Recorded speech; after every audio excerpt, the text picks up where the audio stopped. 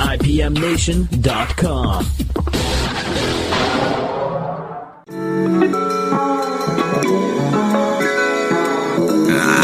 Living in a city, when you're in it, watch the people walk by. And if you listen real close, you can hear them talk about their lives. And some hate it, some love it, some are felt, some are just tired. These are the people in the neighborhood, they just trying to make it out right. See, she never wanna be a New Yorker. Hey, good evening, everybody. This is Dr. John Rich, and you have tuned in to another episode of Dr. John's Neighborhood. I would like to once again direct you to my website, www.drjohnrich.com. There you can find some articles that I write about parenting and teaching. Those are meant to be my attempt to take the latest research on areas of parenting and teaching and then kind of translate them for people who don't know all the big words and the jargon that people like me were trained to know. I felt a long time ago that academia, to some degree, creates the intent of the big words is to be precise, but in some ways those big words also are meant to exclude people who aren't a part of the famous PhD club from understanding what the hell we're talking about. And in the areas of parenting and teaching, I feel like there's just so much great information about how we can do our jobs and our work and our missions better that just seemed a shame. And so I've published enough academic work now that I'm tired of it, and I would rather publish things for everyday people so that the stuff that I know can be passed on to other people without having to go to the dictionary and the thesaurus over and over again. Anyway, that was just a brief aside. I am about to release my book on Amazon. Probably in the next week or two, you'll be hearing some announcements about where you can buy that book. It's called Positive Parenting. That is, once again, a collection of 7 insights that are backed up by research, translated for you and then infused with examples and stories. There's a workbook that goes along with that where you can kind of think through some of your own parenting and how the stuff in the book is related. And there's a supplemental book, too, that's called How Did You Get Him to Eat That? And that is taking some of the research on how to raise children who will make healthy eating choices when they're adults. I think that it's pretty funny, too. There are a lot of jokes in there. So if you like jokes, maybe that would be something. Although my family tells me that the only ones who ever laugh at my jokes are me. So, but whatever. I'm the one who has to hear them over and over again. All right. So I'm excited to introduce my guest.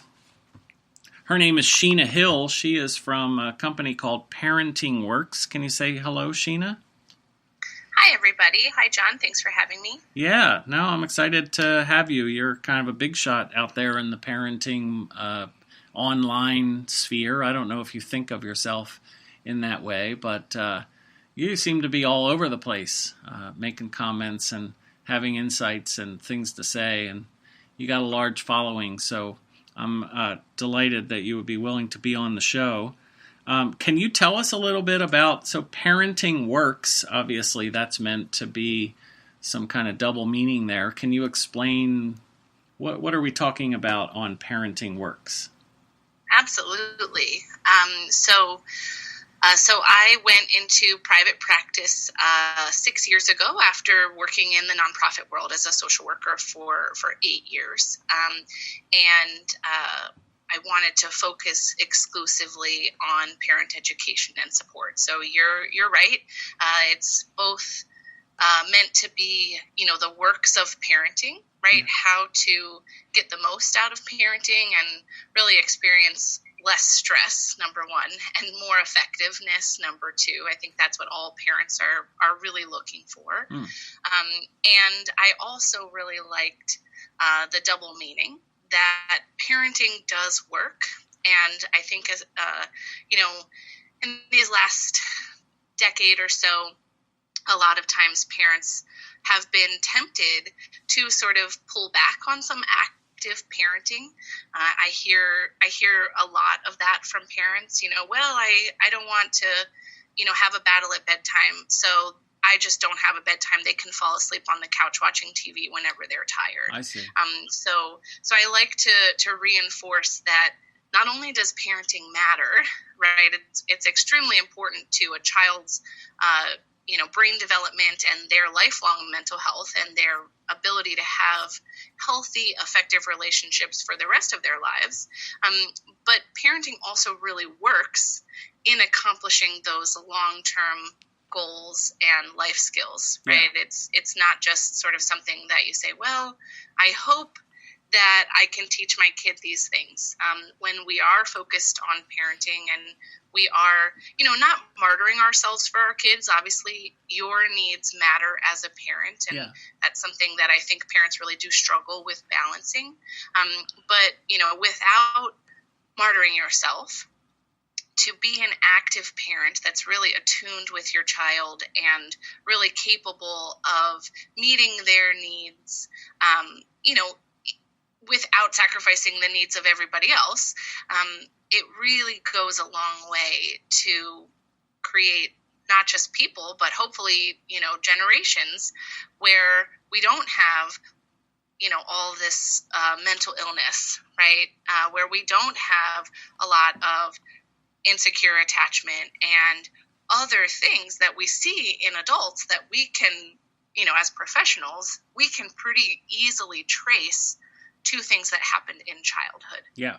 Well, so tell me if you agree with this. I mean, whether or not you're trying to parent, you're parenting.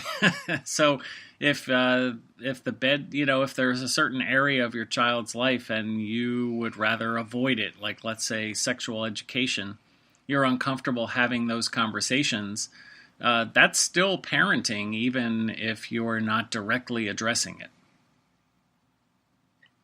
It's true. I mean, there's certainly, some major styles of parenting, and one of those is a more permissive or sort of path of least resistance kind of style, which people can make that choice for a few main reasons. But yes, even if you're choosing the path of least resistance, you are setting a course in motion for what that child is, in that case, maybe not learning or learning from a different source or learning in a way that they can't quite process and integrate. Right.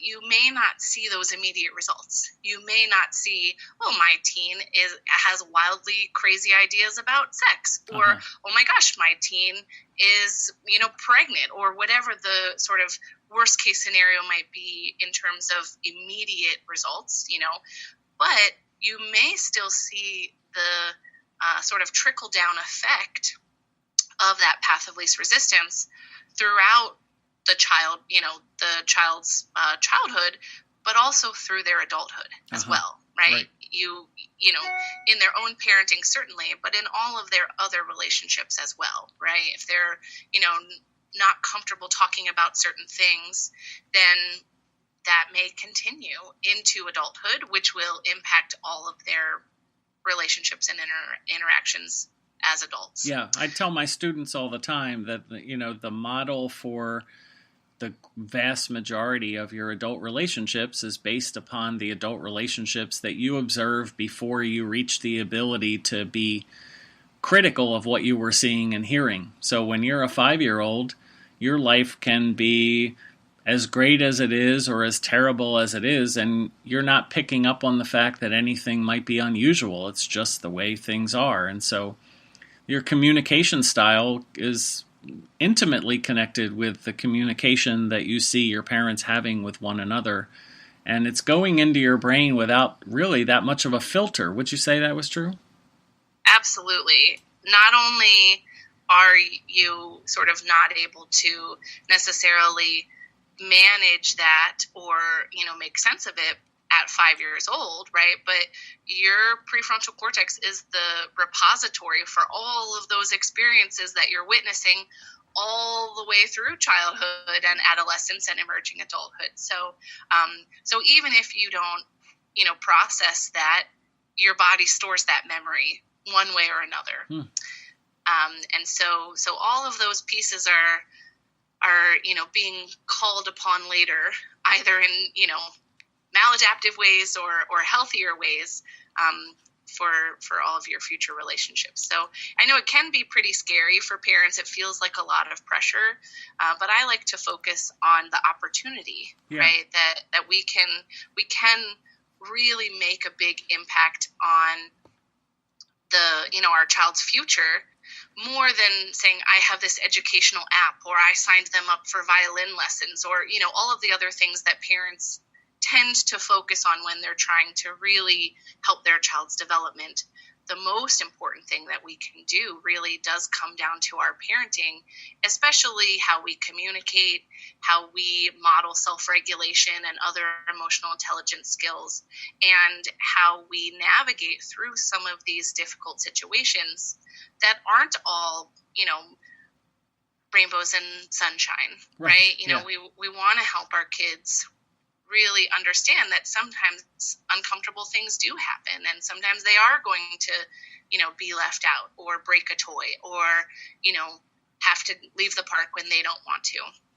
And so, to your comment earlier, John, about parents sort of taking the path of least resistance, I think a lot of parents miss those kinds of opportunities because they just don't have the reserves or the tools to handle some of the feelings that come up in those situations. And part of what works about parenting and being an active parent is recognizing those opportunities and utilizing them well, so that we practice, right, our skills as parents that we need to be, emotionally present and set good limits when our kids aren't happy about what we're doing, and also helping our kids to prepare their brains and bodies to know, this is temporary, right? I'm here for you. You're going to get over it, and you're going to be stronger after the fact. Yeah. So I'm going to make a kind of a simplistic analogy, but I think it's an important one, and it's related to the work that you do. Like, if people wanted to reach out to you to get some parenting counseling, that would be something that was possible. And what I've observed is that a lot of people are very reluctant to pay somebody or to go to somebody for help with their parenting, with almost the feeling that that's something that should just come naturally. You shouldn't be applying somebody else's advice. But just thinking about it this way, that, where you get a stain on your shirt and you don't know how to get it out, then you go find resources to figure out how you get a stain off of a shirt. And if you need to change the oil in your car, you can go and find videos or materials about how to do that. All these other things where there's a problem in front of us and we don't know how to do it, we're willing to pay and put some time into finding out what other people have to say about how to solve the problem. And with parenting, I don't think it should be any different. Like, what's the problem with going and finding an expert and asking them, like, I'm having this problem with my child. I don't quite know how to address it. Help me out. Give me some ideas. Yeah. Well, in my practice, I serve parents a few ways. Like you mentioned, I provide counseling and coaching both in person here in and around Baltimore, and then virtually, nationwide, through a HIPAA-compliant video software system. And I also have some other virtual services, like I'm one of the parenting experts on the Tiny Hood app. So parents, I do webinars for them, but also parents can ask me questions. And it's sort of like having a parent coach in your pocket. So even if they didn't want to invest a lot of money in getting some support, I'm constantly asking questions, answering questions through Tiny Hood. And I think it's about $20 a question. I mean, it's relatively accessible for a lot of families. Yeah. And as I mentioned, I've been in private practice for 6 years. So it certainly, has taken the business some time to get off the ground. But the growth has been, honestly pretty steady over the past couple of years. And I'm at capacity in my practice. I see. So I'm not hearing so much that parents don't want to pay for services or for additional parenting support. even though there's plenty of resources online, right? There's plenty of blogs and YouTube videos and free parenting conferences, right? We live in an amazing time when there's actually a lot of parenting resources.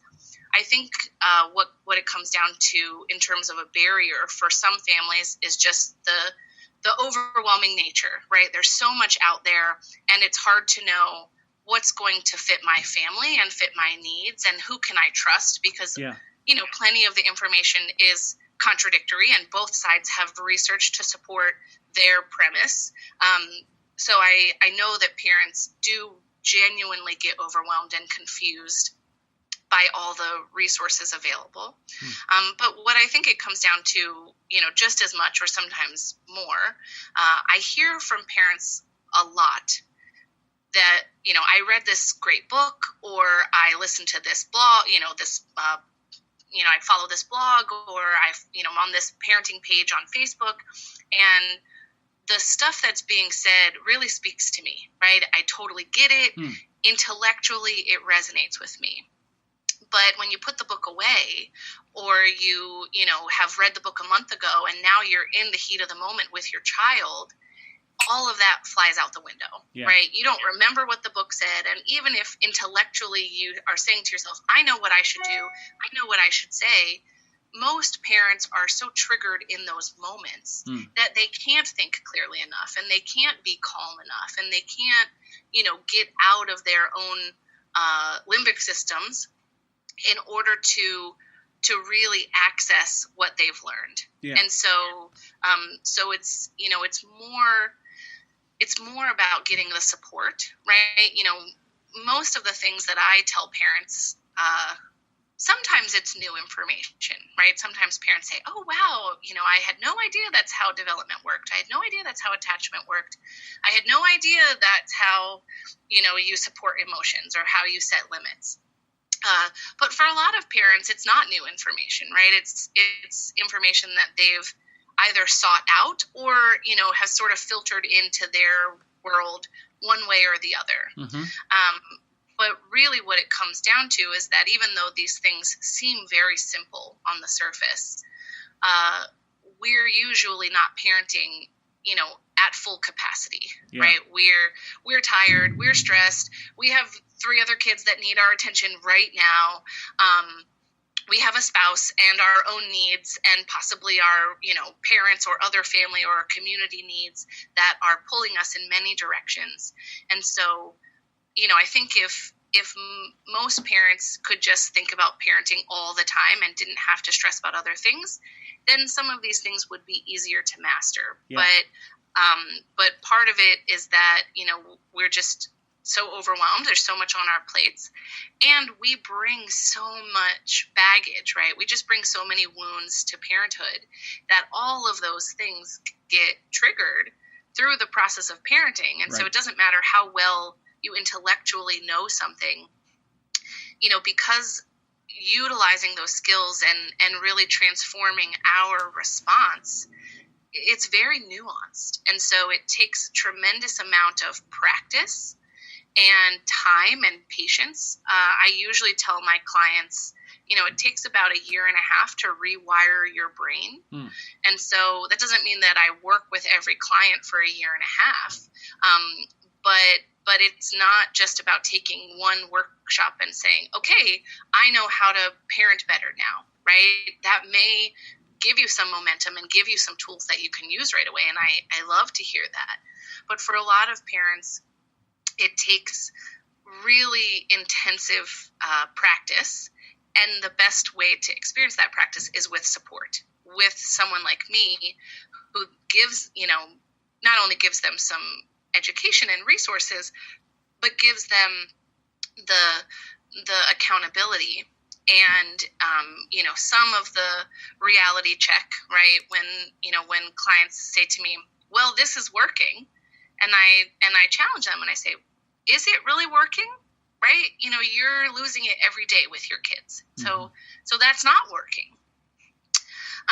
So that's one of the reasons why I think this field has really blown up in the past decade. But my practice and some of our friends, practices more specifically, because parents genuinely need the support, and a lot of parents want to make those changes and want to parent differently than they were raised in many cases. Yeah. And so they know that they need additional help to do that, right? They've been trying it on their own, and they know that they just, can't sustain it, especially in those moments of crisis when the kid is screaming and the dog is barking and there's poop all over the floor, and you feel like everybody's watching, everybody's judging. So that's one of the main things that I provide parents, is I really hold that space for them to do all of that emotional work, the psychological work of healing, what they brought to parenthood, so that they can hold that space for their kids and really be present when their kids are having needs, instead of sort of crowding that area with their own adult needs. Yeah. So I want to focus on that for a second, because I find that generally fascinating, and my students seem to find that fascinating as well, that one parent is set off by a child saying no when they're asked to do a chore, and the other parent is just like, yeah, you're going to go do it. And there's really no emotional baggage being brought to the interaction. And then that same parent who isn't set off by the child saying no is extremely set off when they see their child outside and another kid is bullying them or not treating them well. The reason that parents are set off by different things is because there's a connection to things that happened to them a long time ago. You talked about the traumas of their own past coming to play. So can you give me an example, without ruining any confidentiality, of somebody that you've counseled who had a particular issue with their child, and it turned out that it was connected to something from their own childhood that needed to be unpacked? Well, that's certainly all of my clients. Okay, there we go. Great. Give me a good example. Sure. So a recent example, working with clients who are very loving, devoted parents. They have a school-age child, and the child has been having a little bit of a hard time transitioning to school. Right? It's tough to hold it together all day and stand online and, raise your hand and sit still and not have a ton of activity and, play and exploration. So the child has just been having a little bit of trouble, getting into the groove of the school year. And one of the stressors at school is socially. The child is not as athletic as some of his peers, and so they're old enough that the other peers are starting to give the child a little bit of a hard time, right? Mm-hmm. We don't want you to play basketball with us because we don't think you're a good enough basketball player. Yeah, and this was extremely triggering for the parent. And like I said, this is a client I've been working with for a while, and they're working really hard. So they were able to identify right away. And I always tell my clients, don't hold on to things between sessions, because that's hard. So just email me, right? I'll put it in your file and we'll talk about it next time. But just email me while those triggers are fresh, so we can really, get to what's going on. So the mom emailed me, on a day that there was an incident at school, and she was able to identify that part of what was triggering her about her child having some social challenges in elementary school was about her fear of rejection and her experiences being rejected as a young child. And let me just ask, did she realize that as a result of writing it down? I think that she was able to think about it and articulate it prior to emailing me, but I do usually ask my clients, whether you email yourself or me or your spouse, right, whatever it is, try to get it out while it's fresh, and that way you're not using extra energy to hold on to it when you really need to be using, whatever reserves you have to calm down and reset and really focus on what needs to be done at that time. Yeah. So then, through a subsequent session, we were able to really dig in, and, my client did such a beautiful job really trying to understand where some of these, rejection fears had come from. And, when we take it all the way back, it goes back to, parents who thought that mental illness or asking for help was a sign of weakness because that was their generation, right. That was their time period. Yes. And that, through her own childhood, this mom had really taken on this good girl identity, right? Okay. Which we're so familiar with as clinicians. And so all of this stuff was tied to her experiences, even though there was just one incident at school, right? It's almost like trying to swim with a huge weight around your neck, right? How could mom address what was going on with her child at school, advocate for her child, teach her child to advocate for himself, teach her child how to practice basketball even, right? Whatever the solution could be. Yeah. The mom was just not capable of giving any time or attention to that, as long as this huge weight of all of this other stuff that's, stored in her neurobiology, right? All of that stuff was distracting her. But the issue is that a lot of people aren't even aware that the weight is on their neck while they're trying to swim. So the first step for somebody like you, I imagine, is to get them to put that connection together. Absolutely. I do a lot of sort of one time or even some shorter series workshops with parents, which are, designed to give some information and then sort of just jumpstart their process. But for my intensive work with parents, regardless of what their concern is when they reach out to me, we start with a lot of foundational work about development and attachment and how memories are stored and how, these things are accessed. So we really lay the groundwork so they start to understand, right, where some of these things come from.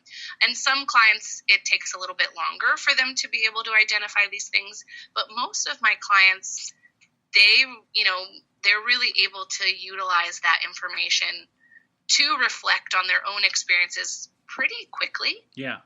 I'm not saying it's easy, right? It's still painful in a lot of cases, but usually within a couple of sessions, really 2 or 3 sessions, my clients are consistently able to say, "Hey, I can connect this stress that I'm having right now to something that happened to me, X number of years ago." And even if it's not in the moment, right? Obviously it's harder sometimes in the moment, but with a little bit of reflection after the fact, maybe they are in the shower later on, or they're doing the dishes and they have a moment to sort of, think about it. And then they say, right. I didn't realize this earlier, but yeah, when I yelled at my kid, I felt just like how I used to feel when my dad yelled at me. Yeah.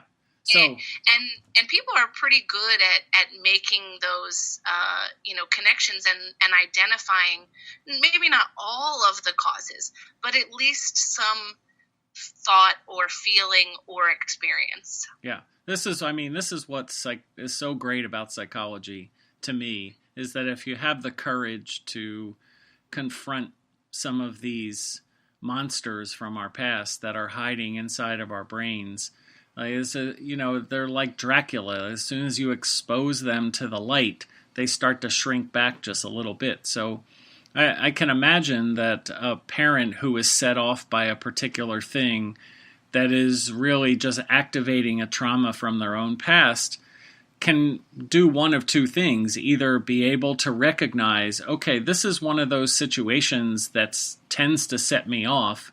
I know why it sets me off, and it has nothing to do with my child, so let me kind of regulate my emotions here so that I can handle this in a more positive way. Or I recognize that this is a situation that's going to set me off. I'm already starting to feel set off. I have my partner over here who doesn't have the same trauma. I'm going to tag team this off to you and go for a walk. Yeah. And it might not even be a partner, right? Maybe it's a neighbor. Right. Maybe it's your best friend. And you text your friend or your neighbor and you say, I'm going to lose it. Right. You know, can I drop the kids off so that I can, you know, just stand outside for 10 minutes and breathe to myself or whatever, Beautiful. right? Yep. And you know, I think that part of the stress, and you may have heard me speak about this before, John, because it's something that I tend to get on my soapbox about. Yeah. But, you know, the nature of modern parenting is that we're really asking parents to do more, right? We're saying parent in this emotionally intelligent way, which generations before us have not done. Right. So do this really important thing, which you don't know how to do. And it's, you know, by the way, it's really important. So make sure you do it. And do it perfectly. Right, exactly. So we're asking parents to do something that is really above and beyond what previous generations have been asked to do, without necessarily the skills or support to do it. And we're asking them to do that with less in terms of resources, right? You know, we're telling families, live far away from your, you know, extended family. Don't rely on others for support. Don't let other people babysit your children. You can't trust anyone, right? Everybody could be dangerous. Okay.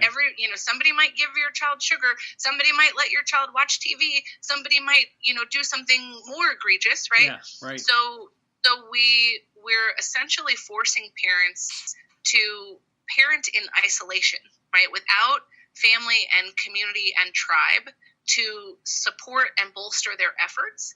And we're asking parents, give your all in this context of isolation. Yeah. And it's just unfair, right? It sets everybody up for failure because you can't give your all when you're constantly depleted and juggling a million things and, you know, trying to be everything to everyone all the time. Yeah. So there's a big concern, I think, about parents feeling like I should know how to do this and I shouldn't have to ask for help. Mm-hmm. So it's okay to say, I'm having a hard day as a parent. This is a challenge for me. I don't know what to do here, you know, and I try to be very transparent with, you know, my clients and friends that even though I've been doing this for 15 years as a career, which is mind-blowing, and, you know, studying it even longer, like, there are moments when I throw up my hands and say, you know, I don't know what to do here. Right. And you're the expert. Yeah. Just catch my breath. You know, let me just collect myself for a second. So there's no shame in saying I'm having a hard time as a parent or I need a break. And you mentioned earlier, you know, that parents might not always want to reach out for help.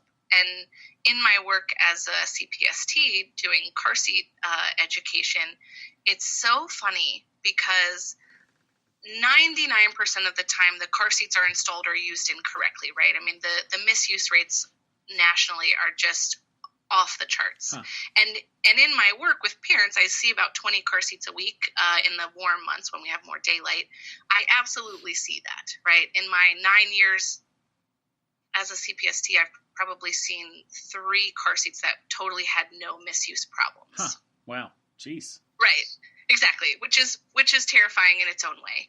But when I, you know, help parents with their car seats and make corrections with car seats, a lot of times there's some ego there, right? Like, I should have known how to do this car seat. I should have known how to keep my child safe. And what's helpful is that the results are immediate, right? I show up, the car seat moves more than an inch. It has all these, you know, random things that it shouldn't be doing. And we fix the car seat and they can tell the difference immediately. In comparison with my parenting or my sleep clients, there isn't that same sort of feeling that I should know how to do this. Uh-huh. I think a lot of parents are more comfortable saying, yeah, I have no idea how to get my child to sleep through the night. I have no idea how to get my child to consistently sit on the potty. I have no idea how to get my child into the car seat without, screaming and bribing, right? And so there's a little bit less ego involved, which is not what we would expect, right? But the interesting thing about that is the results are not as immediate, right? Even if we can identify the problem, or as I like to say, I'm like a kid behavior interpreter, right? Parents come to me and say, my child is doing all these crazy things, and I interpret what that behavior really means. I see.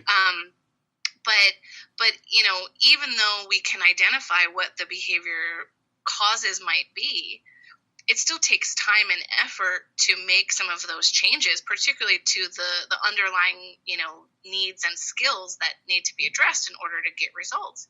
And so there's less ego, even though there's also more work involved on the parents' part and more time. So that always blows me away. Just professionally, I find that so interesting. Yeah. So that's interesting. I was thinking to myself, for those parents who get down on themselves for not knowing certain things about parenting, again, making this simplistic analogy, it's akin to somebody coming home and finding out that their dishwasher was broken and then feeling all guilty about the fact that they don't know how to fix dishwashers. Everybody's got an area where they're an expert. And, I think it should be on parents' backs to be communicating to their children that they love them and that they care about what happens to them and that they are showing concern for their well-being. But some of the points along the way where specific problems require somebody to be an interpreter like you're talking about, there's no shame in consulting an expert. It's no different than calling the dishwasher repairman to come out and tell you that something's broken. Well, I think one of the differences is that we don't tend to have our identity wrapped up in our dishwasher, right? Mm-hmm. If our dishwasher is broken, we are not, hopefully, unless the person maybe has severe anxiety, hopefully you're not going down the rabbit hole and thinking, well, I'll never have a dishwasher again, and I'm going to have to be, washing dishes by hand for the next 50 years, and right. My hands are going to get all sore, and I'll never be able to do anything else because my hands will be so chapped from washing dishes, right? There's a logical sort of end point from other things that parents tend to struggle with. Yeah. Like that example, most of the time when parents have something that's really causing them a lot of stress, part of what's going on, in their mind and in their body is this sort of runaway train of fears and insecurities related to that issue. So when I talk to parents about potty training, one of the things that tends to come up, right, when they dig a little bit deeper, are some of these fears, right? Yeah, right. That my child is going to take forever to potty train. They're going to have accidents all over the place. It's going to ruin my carpet. It's going to, ruin their clothes, whatever the fears are, or some insecurities, right? A lot of parents tell me, I don't really care if my child is potty trained, but my mother-in-law or my father are on me all the time saying, why are they still in diapers? Why aren't they potty trained? Or in our society, right, a lot of times when you're going to go to preschool, you have to be potty trained. So there's a lot of pressure to have kids potty trained by a certain age, so that they can, be obviously, easier for the teachers. Right. But there are those insecurities, right? That, if I'm the only one of my peer group that's not potty trained, what does that, or that obviously the parents are potty trained, but that my child isn't potty trained, what does that say about me as a parent, right? I must be failing as a parent if I can't potty train my child, if I can't get my baby to sleep through the night, if I can't get my child to eat a variety of foods, as you mentioned from one of your books that you've written, right? So parents have all of these really internalized thoughts and feelings, which are usually false, but they're valid and they feel real at the time nonetheless, about, what's the worst case scenario if my child doesn't learn this lesson or change this behavior immediately, which, I think is very, very harmful in a lot of ways, because it's not how behavior is changed, right? We don't change behavior immediately. And it also doesn't really take into account the fact that your brain is probably lying to you, right? Your child will absolutely learn to use the potty. It might not be today, but I promise it will happen even without any intervention from you as the parent, right? So I think some of these fears are really about our identity as parents, and that's why they're so much more emotionally involved than, just hiring a mechanic when my car is fixed. Yeah, right. Even though I would love to be able to fix my car. That would be a life changer for me. I mean, for the examples to be kind of silly, but to draw those out. And, I think there's also a level of competition that parents feel about, my son's friends started reading about 6 months ago, and my kid can't even sound out words yet. This child just got potty trained, and my kid is still wearing diapers, and what's wrong with me? And, as well as anybody that, especially at that age, that people develop at different times, that they might be ahead in one area and behind in another area, but that in the long term, the idea is to say, how likely is it that my child is still going to be peeing his pants when he's in college? That for the most part, if it hasn't happened yet, that, you just got to let it play out the way it's going to play out. Yeah, it's so true. My oldest is 14. So I had the pleasure of beginning my parenting journey before Facebook and before this sort of explosion of parenting resources online. And I really am truly grateful for that. I think it served me very well, personally. And so, one of the benefits of the, social media and the internet and all of these resources is support, right, and access to information. But certainly one of the downsides is this extra comparison. I think parents were always comparing their kids, but now because of social media, it's even easier to do that, right? Your friend posts a video on their Facebook page of their 10-month-old walking, and you're looking over at your 12-month-old and you're saying, "Oh my gosh, their child is walking and they're younger than you." Or you're in a Facebook group, for parents online. I know moms basically live in Facebook groups.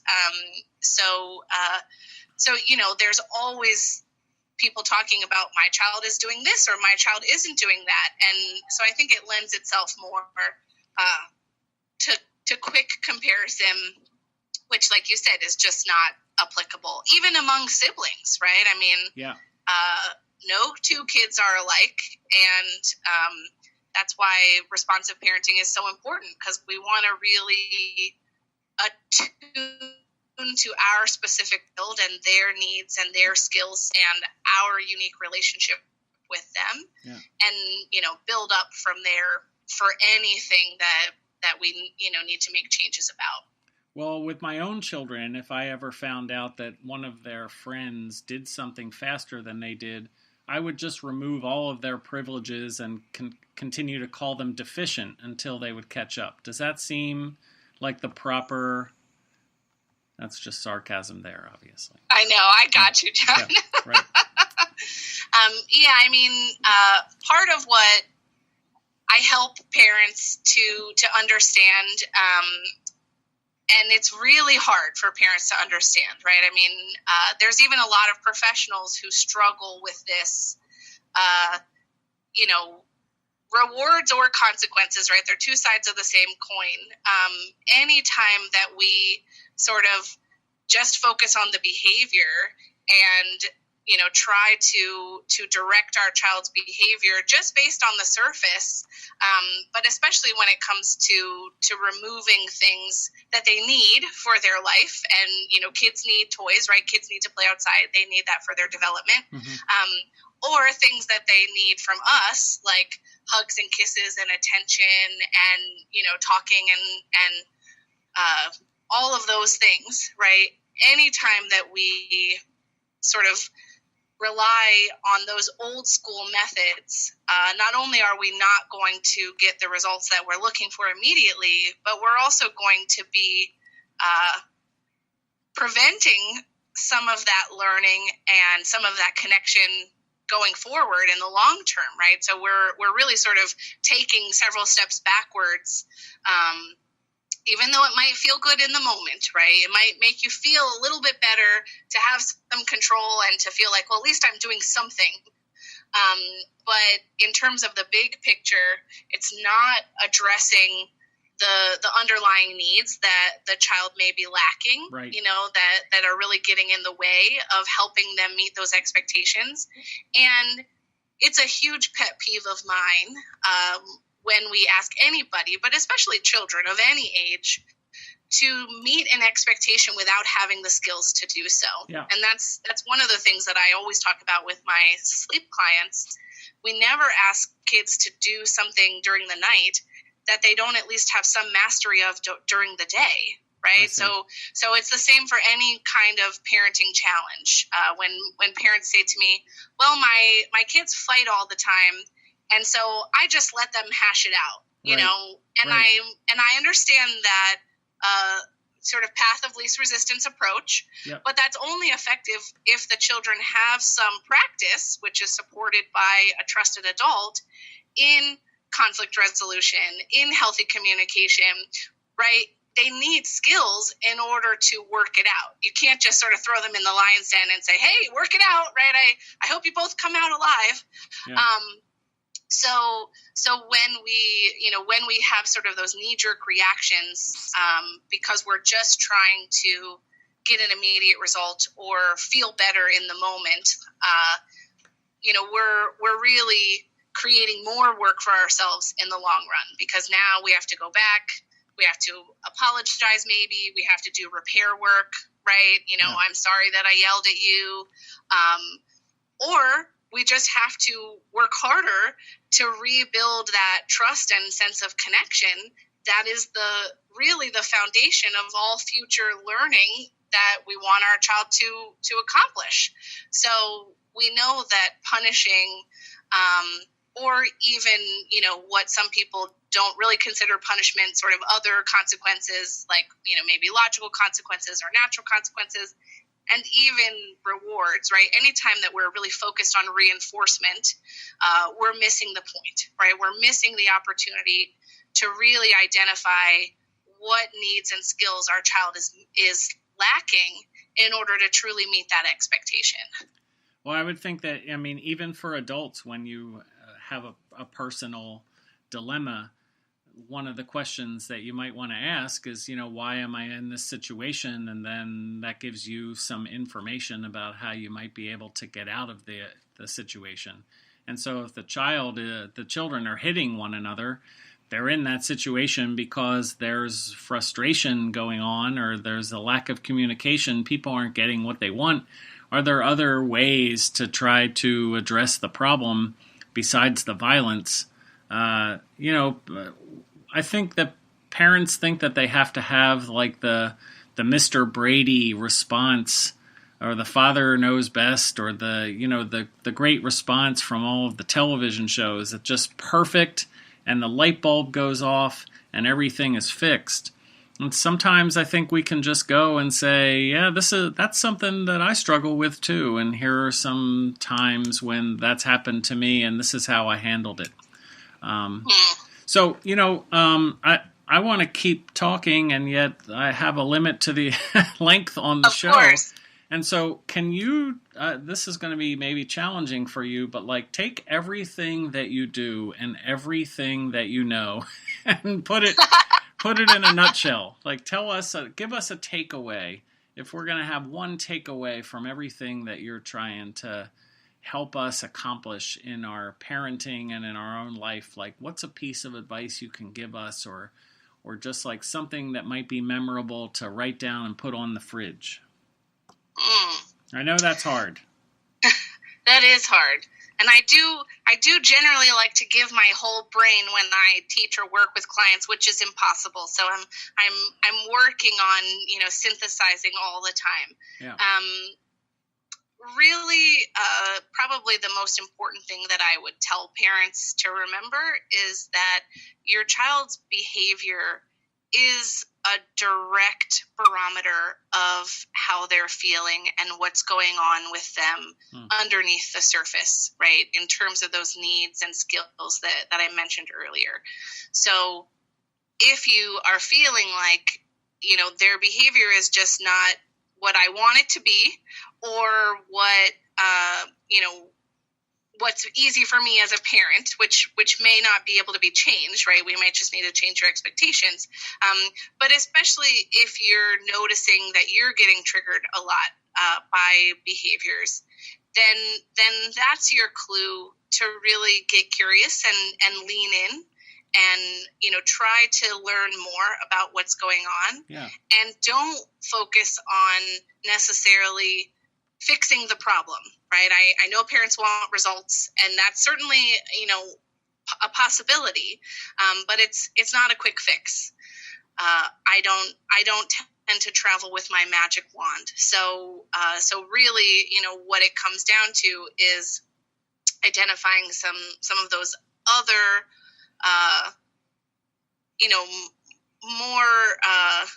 more bigger picture things, and then the behaviors in a lot of cases organically resolve themselves, right? So if you're focused on getting results and teaching a lesson and, fixing the problem, then your focus is in the wrong place, and you may get short-term results, but they definitely won't work in the long term. Yeah, well, the idea as parents is not to address this specific concrete behavior and then that specific concrete behavior, but instead to leave them with the lessons that can be applied to all the situations in their future, and give them tools to succeed.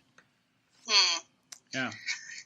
Well, hey, Sheena, thanks for all your time and insights and all this free therapy that you just gave a whole bunch of people. Tell us, how do we find you? If somebody wanted to reach out and learn a little bit more about your work, or join your Facebook group, or be able to send you a question every once in a while, how could they reach out to you? So if parents want to learn more about my work or work with me, they can find me on Facebook. My practice is called Parenting Works, and I do have a free parenting page, free parenting group through the page there. They can also find me on the Tiny Hood app. And I'm in the process of getting a new website. So right now, email, Facebook are usually the best ways to reach me. But soon I will have a new website, which I'm really excited about. And spell that app. Tiny what? The app is TinyHood. Okay. Tiny Hood. What's that about? And it's all one word. What? Sorry, go ahead, John. What's that, Tiny Hood? What do you mean? Like, what kind of hood are you talking about? So I think that when the app first started, it was meant to be like a way to connect parents within each neighborhood. Like how do you find local parents, in your hood? Okay. So they can recommend babysitters or, mommy and me classes or whatever. Uh-huh. So I'm not sure if it still performs that function. They're moving into a lot more parent education and support. So I actually have 3 webinars with them this month, and every month. And like I said, parents could also download the app and then request to chat with me. And for a nominal fee, then they can ask parenting questions, and I answer those right away. So it's like having a parent coach in your pocket, which I think is really cool. Yeah. Because that's when we need it in those tough moments. Right. Yeah, that's great. That's a great idea. All right. Well, thanks again for being on the show, and thank you, listener, for tuning in once again.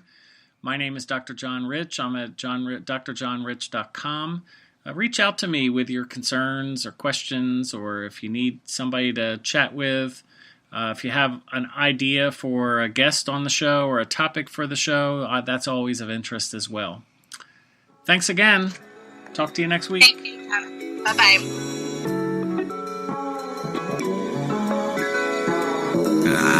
Living in a city, when you're in it, watch the people walk by. And if you listen real close, you can hear them talk about their lives. And some hate it, some love it, some are felt, some are just tired.